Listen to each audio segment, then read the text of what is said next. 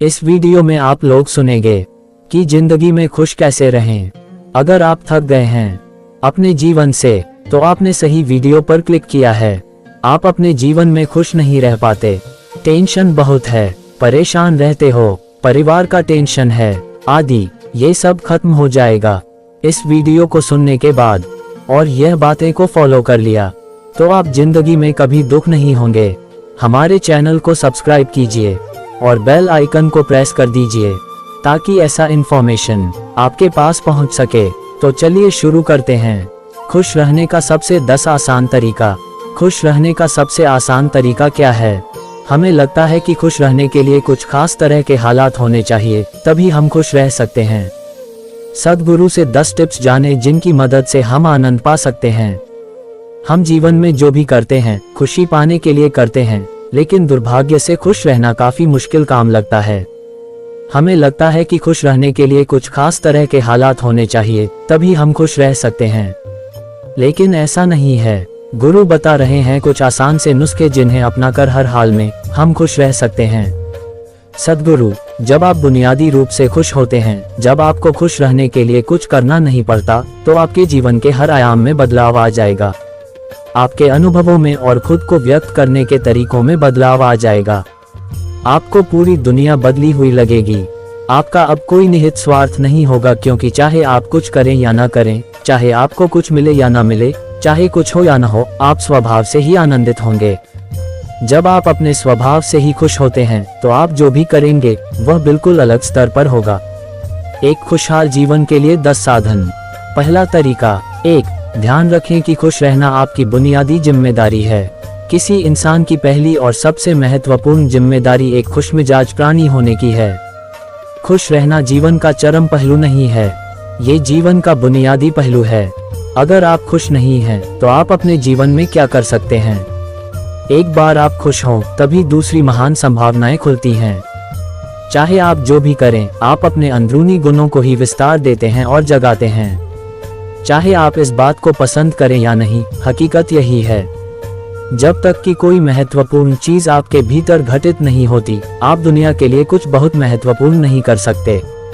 इसलिए अगर आप दुनिया के बारे में चिंतित हैं तो पहली चीज आपको ये करनी चाहिए कि खुद को एक खुशमिजाज प्राणी में रूपांतरित करें। दूसरा तरीका। 2.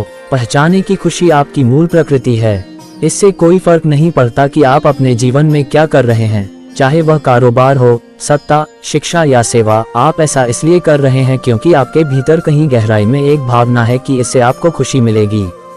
इस धरती पर हम जो कुछ भी करते हैं वह खुश रहने की इच्छा से करते हैं, क्योंकि यह हमारी मूल प्रकृति है।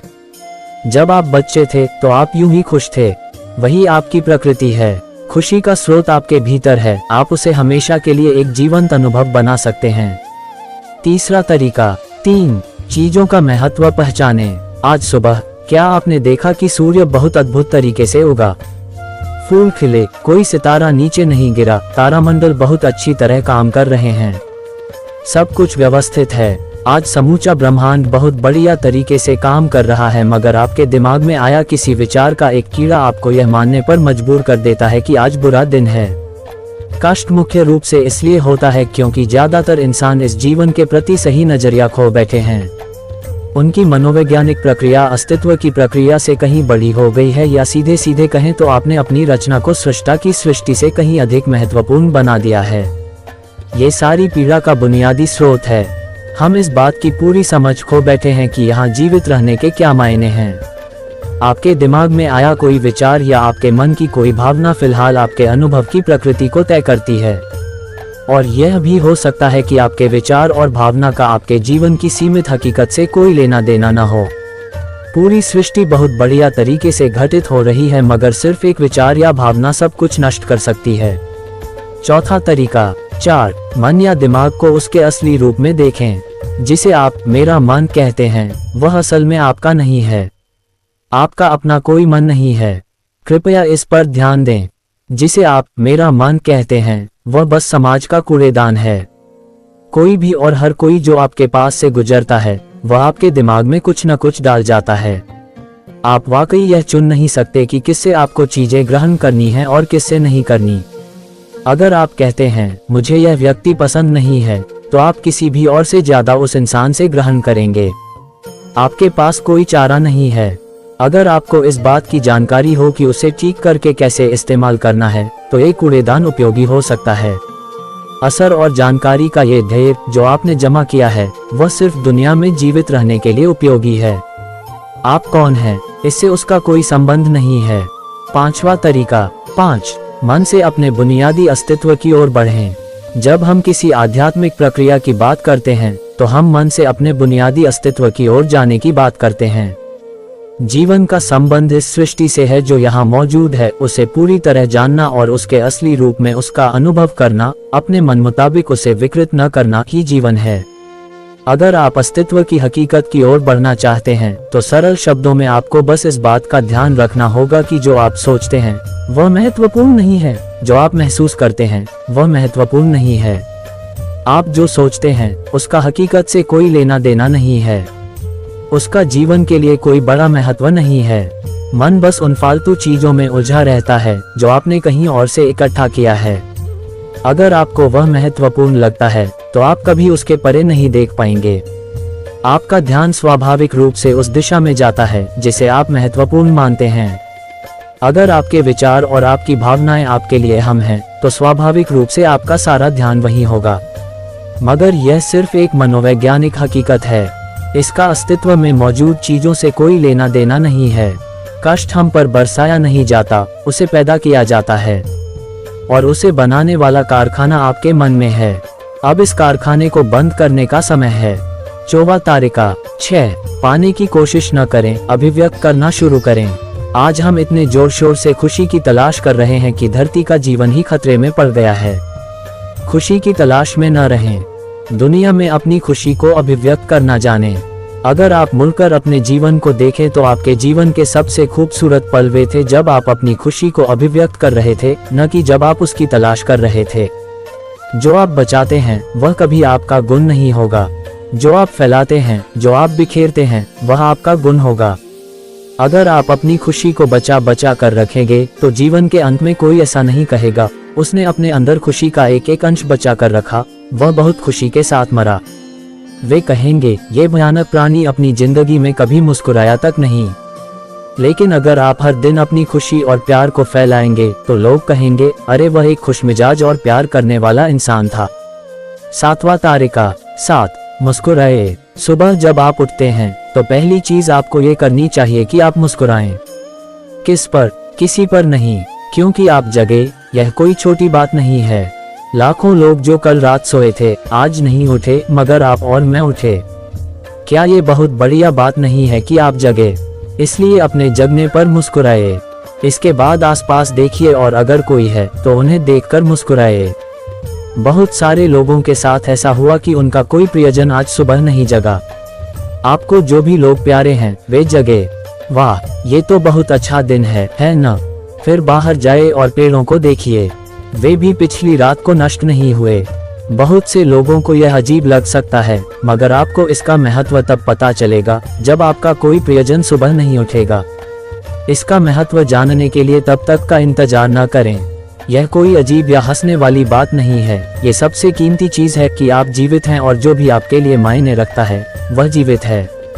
इस दुर्भाग्यपूर्ण रात जब इतने सारे लोग नहीं उठे और कितने सारे लोगों के प्रियजन नहीं उठे, तब आप और आपके प्रियजन उठ पाए। क्या ये शानदार चीज नहीं है? इसका महत्व समझें और कम से कम मुस्कुराएं। कुछ लोगों को प्यार से देखना सीखें। 8 खुद को याद दिलाएं। बहुत से लोगों को ये सब भूलने में बस घंटा भर लगता है, और जल्दी ही उनका रेंगने वाला दिमाग किसी को काटने के लिए आतुर हो जाता है। इसलिए हर घंटे खुद को एक खुराक दें, जीवन की अहमियत याद दिलाएं। अगर आप बहुत ही संवेदनहीन हैं, तो हर आधे घंटे में खुद को याद दिलाएं। अगर आप भीषण रूप से संवेदनहीन हैं, तो खुद को हर 5 मिनट पर याद दिलाएं। अपने आप को याद दिलाने में बस 10 सेकंड लगते हैं। आप इसे बस 2 सेकंड में भी कर सकते हैं। मैं जीवित हूँ, तुम जीवित हो। और क्या चाहिए? 9 जो अंदर है उसे बदलें। वर्तमान में आपके जीवन की गुणवत्ता उन कपड़ों से तय नहीं होती जो आप पहनते हैं। वह आपकी शैक्षिक योग्यताओं, आपकी परिवार की स्थिति या आपके बैंक बैलेंस से तय नहीं होती। आपके जीवन की गुणवत्ता इस पर निर्भर करती है कि आप अपने भीतर कितने शांत और खुश हैं। निश्चित रूप से जिसे भोजन नहीं मिलता और जिसके पास जीवित रहने के लिए जरूरी बुनियादी चीजों की कमी है, वह शारीरिक रूप से बहुत कष्ट में होगा। इस पर ध्यान दिए जाने की जरूरत है। ऐसे लोगों के लिए हमें उन बुनियादी चीजों की व्यवस्था करनी होगी, मगर बाकियों के लिए उनकी जरूरतें एक अंतहीन सूची है। आपको लगता है कि कार चला रहा आदमी सड़क पर पैदल चल रहे आदमी से ज्यादा खुश है। नहीं, आपके पास क्या है उससे ये तय नहीं होता। यह इस पर निर्भर करता है कि वे उस समय कैसा महसूस कर रहे हैं। 10. दूसरों से तुलना करना छोड़ दें। ज्यादातर लोग इसलिए दुखी नहीं होते क्योंकि उनके पास किसी चीज की कमी होती है। वे दुखी इसलिए होते हैं क्योंकि वे खुद की तुलना किसी और से करते हैं। आप एक मोटरबाइक चला रहे हैं, आप किसी को मर्सिडीज चलाते देखते हैं और खुद को दुखी कर लेते हैं। साइकिल पर चलने वाला कोई व्यक्ति आपको मोटरबाइक पर देखता है और यह उसके लिए लिमोसीन है। पैदल चलता कोई व्यक्ति साइकिल को देखकर सोचता है, अरे वाह, अगर मेरे पास सिर्फ ये साइकिल होती तो मैं अपनी जिंदगी में क्या क्या कर लेता। यह एक बेवकूफाना खेल है जो चलता रहता है। जो लोग खुश रहने के लिए बाहरी हालात पर निर्भर रहते हैं, वे कभी अपनी जिंदगी में सच्ची खुशी नहीं महसूस कर पाएंगे। निश्चित रूप से अब समय है कि हम अपने अंदर झांकें और देखें कि हम किस तरह खुशहाली में रह सकते हैं।